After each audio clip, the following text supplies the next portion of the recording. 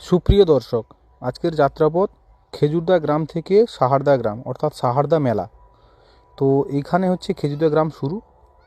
এই ঢালাই বরাবর এগিয়ে গেলেই কিছু দূর গেলেই মাঠের দিকে পৌঁছাতে পারবেন। এই ঢালাই থেকে বাম দিকে যে মাঠ বরাবর যে রাস্তাটা গেছে সেটা গেলে হরিকর যেতে পারবেন, আর সোজা মাঠের দিকে যে রাস্তা রুকনিপুর। আর এখানে পৌঁছে গেলাম কুচল মাইতি অর্থাৎ মাইতি পুকুরে। এখানে যিনারা এসেছেন কমেন্ট করে জানাবেন। আর এই রাস্তাটাই হচ্ছে খেজুরদা থেকে রুকমিনীপুর যাওয়ার খুব কম সময়ের রাস্তা। এই ঢালাই রাস্তা বরাবর এগিয়ে যান। এই দেখতে পাচ্ছেন স্কুল ছুটের বাচ্চারা বাড়ি ফিরছে। এই রাস্তা দিয়ে যোগাযোগ ব্যবস্থা এটাই একমাত্র। আর এরপরেই মোরাম রাস্তা শুরু, অল্প একটু রাস্তা। আমি আবেদন করব এই রাস্তাটা খুব সহজেই যাতে অল্প দিনের মধ্যে যোগাযোগ ব্যবস্থাটা সম্পন্ন হয়। আর এই বাম দিকে রাস্তাটা যেটা গেছে সেটা গেলে আপনারা এগরা যেতে পারবেন, আর ডান দিকে ঘুরে গেলেই রুকমিনীপুর পৌঁছাবেন।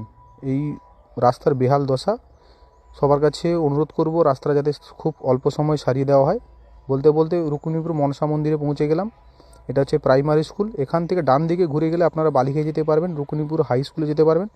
সেদিকে না গিয়ে বাম দিকে ঘুরে গেলেই সাহারদার দিকে। আর এটাই হচ্ছে আমাদের রুকমিনীপুর গ্রাম। অনেক স্মৃতি আমার জড়িয়ে আছে। এর বাম দিক রাস্তায় ঘুরে এলেই এখানে দেখতে পাচ্ছেন একটা ক্লাব আছে, ক্লাবটার নাম ঠিক মনে পড়ছে না, কেউ জানাবেন। দর্শক, এই পথে এগোলেই সাহারদা দিকে যাচ্ছি। সঙ্গে থাকুন। ভালো লাগলে লাইক কমেন্ট শেয়ার করবেন। যিনাদের বাড়ি রাস্তার পাশে পাশে এই গ্রামে নিশ্চয়ই কমেন্ট করতে ভুলবেন না। কিছু দূর এগোলেই দেখতে পাচ্ছেন পিচ রাস্তা বরাবর এগিয়ে যাচ্ছি।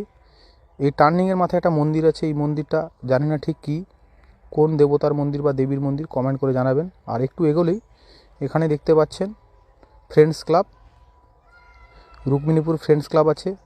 পিছনে আরেকটি ক্লাব ছেড়ে এসেছি, ওই ক্লাবের নামটা ঠিক জানা নেই, বলবেন। দর্শক, ভিডিওটা কেমন লাগছে কমেন্ট করে জানাবেন। তো এই পথ অনেক স্মৃতি রেখেছে অনেক মানুষের। অনেকে এই গ্রাম ছেড়ে অনেক দূর দূরান্তে গেছেন। আর এটাই হচ্ছে বড় পুকুরের সেই মোড়। এই ডান দিক রাস্তাটা কোন দিকে যাচ্ছে ঠিক জানি না, আর বাম দিকে ঘুরে পড়লেই সেই সাহারদার দিকে যাওয়ার রাস্তা।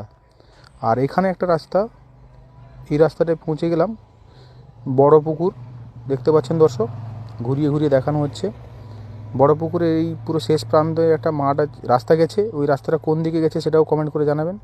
বাট সেদিকে না গিয়ে সরাসরি মেন রাস্তা বরাবর চললেই আপনারা যেতে পারবেন সাহারদার দিকে।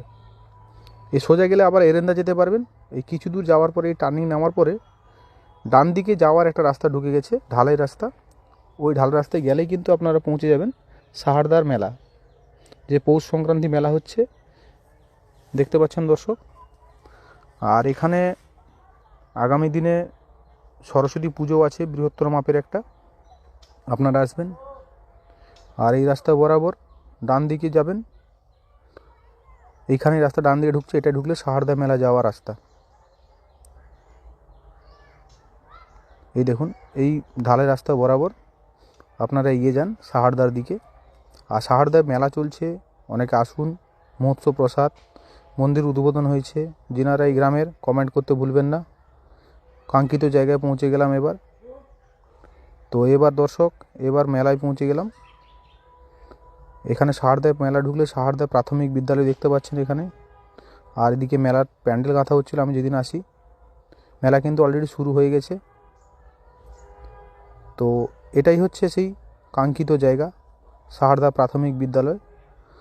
আর এদিক থেকে আপনি ডান দিকে দেখতে পাবেন সাহারদা সেই শীতলা মন্দির, নবনির্মিত শীতলা মন্দির। আমি যখন গেছিলাম কাজ চলছিল, বাট এই সম্পূর্ণ কাজ হওয়ার পর আরও একটা ক্লিপ নিয়েছি, আপনাদের সামনে তুলে ধরছি। এখানে বাজার বসে, দোকানপাট অনেক কিছুই আছে। তো দর্শক, সঙ্গে থাকবেন। কেমন লাগলো নিশ্চয়ই কমেন্ট করতে ভুলবেন না। এটাই হচ্ছে সেই কাঙ্ক্ষিত মন্দির। অনেকের আবেগ স্মৃতি এই মন্দিরে জড়িয়ে আছে। এটাই হচ্ছে সেই নবনির্মিত মন্দির। তো দর্শক, ভালো লাগলে লাইক কমেন্ট এবং বেশি বেশি করে শেয়ার করবেন। আর যদি গ্রামে থেকে কি ভিডিওটি দেখেন নিশ্চয়ই কমেন্ট করতে ভুলবেন না। কেমন লাগলো নিশ্চয়ই কমেন্ট করে জানাবেন। ধন্যবাদ সবাইকে।